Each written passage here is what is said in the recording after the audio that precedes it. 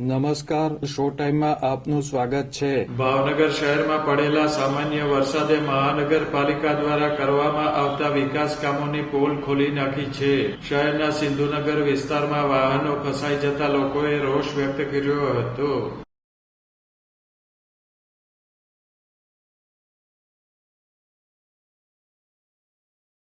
ભાજપ સરકાર દ્વારા હાલમાં વડાપ્રધાનના 12 વર્ષના કાર્યકાળની જોરશોરથી ઉજવણી કરવામાં આવી રહી છે. વિકાસની વાતો વચ્ચે વાસ્તવિકતા અલગ ચિત્ર રજૂ કરે છે.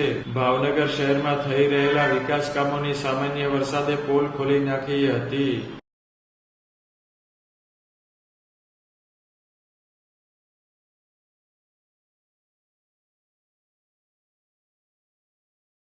શહેરના સિંધુનગર વિસ્તારમાં વરસાદના કારણે રોડ સાઈડમાં કરવામાં આવેલા પુરાણમાં કાર સહિતના વાહનો ફસાઈ ગયા હતા.